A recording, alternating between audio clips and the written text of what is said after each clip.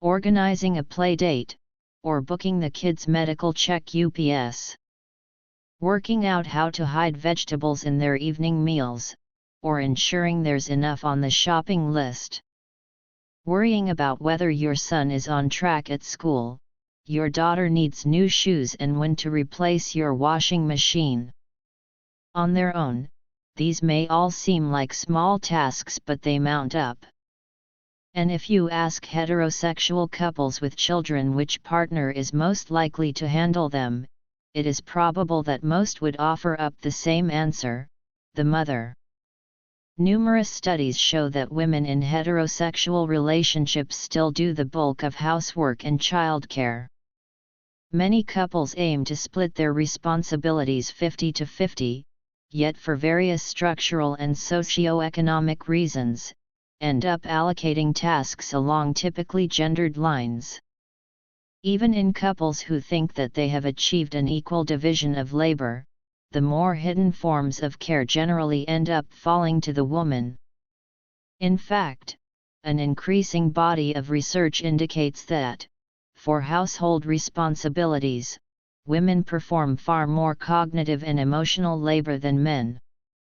Understanding why could help explain why gender equality has not only stalled, but is going backwards, despite being more discussed than ever. And a broader understanding of this behind-the-scenes labor could help couples redistribute the work more equally, something that, while initially difficult, could play a significant role in helping mothers lighten their load. Invisible, unlimited work. Experts say that this hidden work comes in three overlapping categories. There's cognitive labor, which is thinking about all the practical elements of household responsibilities, including organizing playdates, shopping, and planning activities. Then there's emotional labor, which is maintaining the family's emotions, calming things down if the kids are acting up or worrying about how they are managing at school. Third, the mental load is the intersection of the two, preparing, organizing and anticipating everything, emotional and practical, that needs to get done to make life flow. This hidden work is hard to measure, because it's invisible and performed internally, making it difficult to know where it starts and ends. In 2019, Alison Daminger, a doctoral candidate in sociology and social policy at Harvard University, found that while most participants in her study on cognitive household labor realized that women were doing the lion's share, this wasn't yet a normalized form of work. In the study of 35 couples, she found that men referred to their wives using terms such as project manager, or said they were keeping track of more. In fact, Daminger identified 4 clear stages of mental work related to household responsibilities: anticipating needs, identifying options, deciding among the options, and then monitoring the results. Mothers did more in all 4 stages, her research showed. While parents often made decisions together, mothers did more of the anticipation, planning, and research. In other words, fathers were informed when it came to decisions, but mothers put in the legwork around them. This hidden work has various impacts.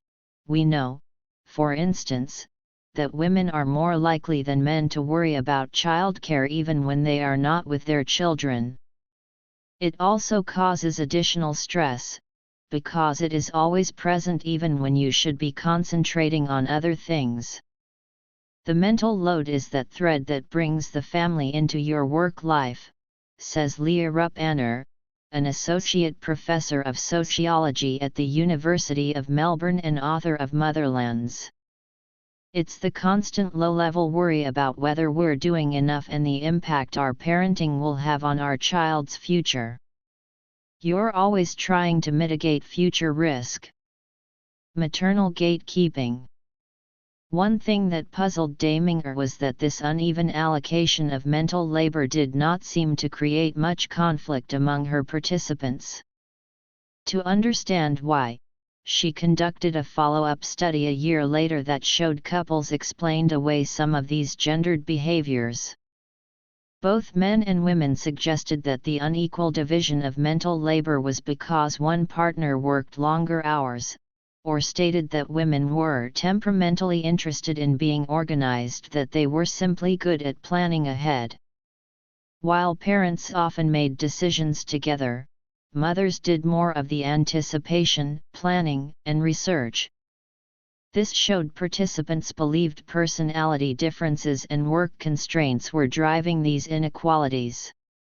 These were well-educated participants who agreed to take part, so they may not be fully representative, but it still gives an interesting insight into a misconception that other studies have debunked. Women aren't naturally better at planning, organizing or multitasking, they are just expected to do it more and so eventually become better at it. Yet there are other structural reasons why women continue to take on more of the mental load. Women often find a way to work flexibly, whereas men's jobs are seen as more rigid, their careers more traditionally linear. This means women are more available for childcare, do more of it, and as a result have to think about it more. More powerfully, gendered expectations that start from birth can explain why ideas around who does the housework and childcare are so ingrained. Daughters are known to do more housework than sons, for instance. Motherhood ideals also feed into this equation. For instance, the home is often seen as a woman's domain. We know that women are judged on neatness more harshly than men. One study showed that if an identical room for a prospective rental property was said to belong to Jennifer rather than John, Jennifer was rated less likable, less competent, and less hard-working than John. The conclusion? The state of a woman's home was literally linked to her worth. These ideals can be self-perpetuating. Because women are judged more on how a household runs, it's essential they display maternal gatekeeping. This means taking on childcare tasks that could be shared, like writing meal plans or picking outfits, subtly signaling that it's a mother's job. Think of the old joke, well, her father dressed her. It's funny when dads do it badly, but implies bad mothering if mothers do things wrong. Despite progress we've made in normalizing men doing childcare, there's still this sense that women are ultimately responsible for family outcomes, notes Daminger. There are more costs to a woman if these things don't go well or don't happen. Impacts, at home and at work. The fact that mothers end up assuming this mental load has consequences, however. Mothers are more stressed, tired and less happy than fathers, who are happier during childcare, research shows, in part because they tend to do the fun, recreational activities more often. One Swedish study showed that when women thought the distribution of the more obvious housework was unfair and perceptions of each partner's contribution differed, it led to marriage problems and increased the likelihood of a split. The risk is also exhaustion for the mothers, who might initially ask for help, which can come across as nagging if it has to be repeated again and again. And then that wears on relationships, says sociologist Daniel Carlson of the University of Utah, who found that unequal distribution of caring responsibilities in couples can also lead to less sex. If women are overstretched at home, moreover, that means many feel they cannot physically or mentally put in the extra hours demanded by many workplaces, so the gender pay gap continues to widen. Women make up the majority of part-time workers, for instance, and in turn are less likely to get pay rises or promotions after having children, making it even harder to pursue top jobs. Many leave the workforce altogether. Talk more, do less. Since the pandemic hit, the link between gender equality at home and women's workforce participation has been more in the spotlight than ever.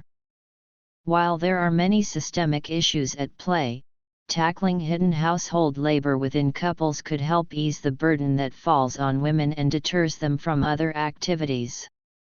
It's clear that most men want to get more involved in their children's lives, so to ease this on an individual level, couples could explicitly talk about who does what, and to end it's no good taking the kids out on a play date if someone else has already planned and organized the activity. To foster new habits to help share the load, we have to make the invisible more visible. An awareness of it is a good first step, agrees Daminger, and constantly being clear about who is managing which task, including the planning. If we explicitly state how much planning is involved in every aspect of childcare and housework, it will become clearer just how much hidden work we do. Fortunately, not all couples have unequal divisions of care. Same-sex couples, for instance, have a much more equal distribution compared to heterosexual couples, as they are not beholden to expected gender roles. This shows that the load can clearly be shared when it is more openly talked about. If we explicitly state how much planning is involved in every aspect of childcare and housework, it will become clearer just how much hidden work we do. On a societal level, we also therefore need to reframe some very deep-seated beliefs about what a man or a woman's role is. Carlson, who led research showing that egalitarian views on task sharing contribute to sexual frequency, says that we also need to consider the structural factors that are inhibiting a lack of workplace flexibility, like breadwinning norms for men and an ideal worker culture that pushes men into the labor force and keeps them out of the home. Policy could help too. Research shows that men who take paternity leave do more child care later. But in the absence of policy, perhaps the best way for women to reduce the mental load is to do less. Initially, there may be pain to achieve any form of long-term gain, says Carlson. If the mother stops thinking about what needs to be done and the father does not anticipate these needs, it may initially cause stress or judgment, but that could allow learning for next time. It's kind of classic operant conditioning. We're not putting men through mazes or shocking them for food pellets, but it's kind of like, oh, I didn't remember to do this last time and there was a negative consequence. Over time, doing less could increase our partner's involvement and, in turn, free up more of our mental energy to focus on ourselves. At first, we might get judged for it, but it could lead to greater happiness later on. We all learn from doing, after all.